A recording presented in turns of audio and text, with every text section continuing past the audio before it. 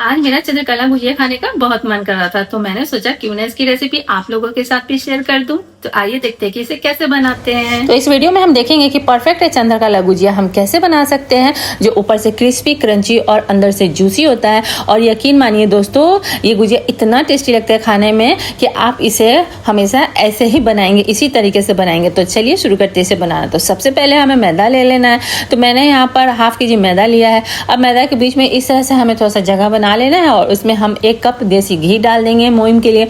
अब घी को अच्छी तरह से हाथों से मिक्स कर लेना है आटे में।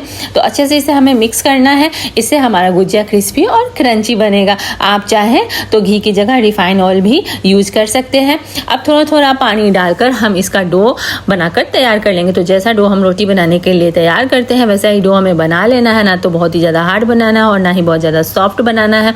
परफेक्ट भुजिया बनाने के लिए डो का सही तरीके से तैयार होना बहुत ही ज़्यादा ज़रूरी है। तो इस तरह से हाथों से मसल कर हम डो बनाकर तैयार कर लेंगे। जैसा कि आप देख सकते हैं तो डो हमारा रेडी है। अब हम इसे ढककर और इसे हम रेस्ट करने के लिए छोड़ देते हैं। और अब हम गुजिया के लिए स्टफिंग तैयार करेंगे। तो सबसे पहले हम गैस पे चढ़ाएंगे कढ़ाई और उसमें हम 3 से 4 चम्मच काजू पाउडर डालकर इसे हम रोस्ट कर लेंगे। तो इसे हमें ज़्यादा रोस्ट नहीं करना है, बस 10 से 20 सेकंड हम इसे रोस्ट करेंगे।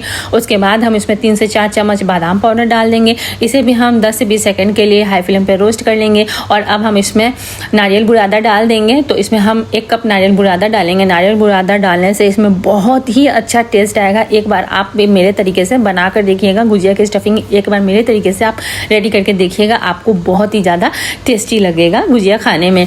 तो इसे हम रोस्ट कर लेंगे। देख सकते हैं आप कि मैंने इसे कितना रोस्ट किया। तो ये रोस्ट हो चुका है। अब हम इसे एक अलग बर्तन में निकाल लेते हैं। अब वापस हम इसी कढ़ाई में लेंगे खोआ। तो मैंने यहाँ पर हाफ केजी खोआ लिया है। अब खोआ को भी हमें बस 1 से 2 मिनट के लिए थोड़ा सा हमें भून लेना है, ताकि खोए का जो कच्चापन है वो निकल जाए। तो खोआ को हमें ज़्यादा रोस्ट नहीं करना है। आप देख सकते हैं वीडियो को मैं इसमें कितना रोस्ट करूँ, बस इसे थोड़ा सा बस 1 से 2 मिनट के लिए ही हम हाई फ्लेम पे रोस्ट कर लेंगे। तो जब ये रोस्ट हो जाएगा तो अब हम फ्लेम को बंद कर देंगे। ये रोस्ट हो चुका है, बस इतना ही हम इसे रोस्ट करेंगे। तो हम फ्लेम को बंद कर देंगे और इसमें हम डालेंगे 1 चम्मच इलायची पाउडर, रेडी किया हुआ नारियल बुरादा और ड्राई फ्रूट जो हमने रोस्ट करके रखा था उसे भी हम इसमें डाल देंगे। और ध्यान रहे दोस्तों, ये सारा प्रोसेस हम फ्लेम ऑफ करके करेंगे। तो इसे अच्छे से मिक्स कर देंगे। अब हम मीठे के लिए इसमें शुगर पाउडर डाल देंगे। तो अपने टेस्ट के अकॉर्डिंग हम शुगर पाउडर डालेंगे। तो मैं इसमें 4 चम्मच शुगर पाउडर डाली हूँ। अब इसे अच्छे से मिक्स कर देंगे और मिक्स करने के बाद हमारा स्टफिंग बनकर तैयार हो जाएगा। तो चलिए स्टफिंग बनकर रेडी है, इसे भी हम साइड में रख देते हैं। अब चलिए अब हम चाशनी बनाकर तैयार करें। तो एक बर्तन में हम लेंगे 2 कटोरी चीनी और 2 कटोरी पानी। तो जितना हम चीनी लेंगे उतना ही हम पानी भी लेंगे, बराबर क्वांटिटी में हम चीनी और पानी लेंगे। अब हम फ्लेम को ऑन करेंगे और हाई फ्लेम पे हम चाशनी बनाकर तैयार करेंगे। तो इसे अच्छे से चम्मच से हम मिक्स कर देंगे इस तरह से। तो इसे हमें ज़्यादा नहीं पकाना है, चाशनी को हमें ज़्यादा नहीं पकाना है, बस चिपचिपा होने तक इसे हमें पकाना है। तो जब इसमें उबाल आ जाएगा तो हम इसमें इलायची पाउडर 1 चम्मच इलायची पाउडर और 7-8 रेशा केसर का डाल देंगे। अगर आपके पास केसर हो तो आप डाल दीजिए, अगर नहीं हो तो आप इसे स्किप भी कर सकते हैं। तो बस हाई फ्लेम पे इस तरह से हमें चिपचिपा होने तक चाशनी को पकाना है। तो जैसा कि आप देख सकते हैं कि चाशनी रेडी है। तो इसे भी हम अब साइड में रख देते हैं। फ्लेम को बंद कर देंगे, इसे हम साइड में रख देंगे। तो चलिए अब हम गुजिया बनाकर तैयार करते हैं। तो एक बार हमें फिर से आटे को अच्छे से मिक्स कर लेना है। इस तरह से अच्छी तरह से इसे हम मिक्स कर देंगे और अब हम इसकी लोई बना लेंगे। तो जितना बड़ा हम रोटी बनाने के लिए लोई लेते हैं उतना ही बड़ा हमें लोई बना लेना है इस तरह से। और लोई बनाकर अब हम चकला पे थोड़ा सा सूखा आटा डालेंगे और सूखा आटा डालकर इसे हम बेलकर बड़ा कर लेंगे। तो रोटी जितना बड़ा हमें इसे बेल लेना है, रोटी से भी बड़ा हो सके तो उससे बड़ा ही हम इसे बेल लेंगे। तो इस तरह से इसे हमें बेल लेना है। और बेलने के बाद एक नोकीला, इस तरह से नोकीले शेप का हमें बर्तन लेना है। आप ग्लास ले लें, कटोरी ले लें, कुछ भी आप ले लें। और इस तरह से बराबर इसे इस तरह से हमें काट लेना है।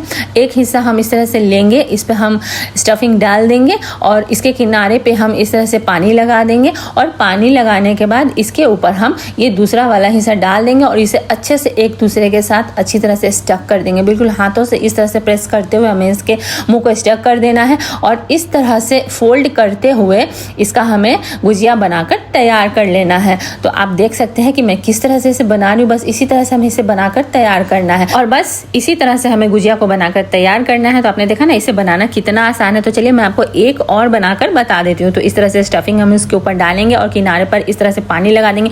किनारे पे पानी लगाना बहुत ही ज़्यादा ज़रूरी है दोस्तों, नहीं तो जब हम इसे फ्राई करेंगे तो ये तेल में इसका मुंह खुल जाएगा और इसके अंदर का सारा स्टफिंग तेल में बिखर जाएगा। इसलिए इसके मुंह पे पानी लगाकर इसे अच्छे से हम स्टक करेंगे और इस तरह से हाथों से प्रेस करते हुए इसके मुंह को हम इस तरह से फोल्ड कर देंगे और इसी तरह से हम सारे गुजिया को बनाकर तैयार कर लेंगे। तो आपने देखा है कि चंद्रकला गुजिया का शेप देना भी कितना आसान है। तो इसी तरह से हम सारे गुजिया को बनाकर रेडी कर लेंगे। तो चलिए अब हम इसे फ्राई कर लेते हैं। फ्राई करने के लिए तेल को हमें बहुत ज़्यादा गर्म नहीं करना है।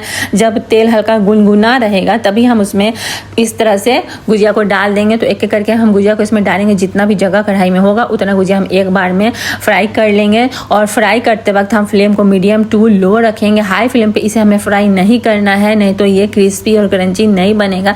इसलिए फ्लेम को मीडियम टू लो पे ही इसे हम लाइट ब्राउन होने तक फ्राई करेंगे। तो इस तरह से हम उलटते पलटते हुए इसे हम लाइट ब्राउन होने तक फ्राई कर लेंगे। तो जैसा कि आप देख सकते हैं कि गुजिया हमारा फ्राई हो चुका है।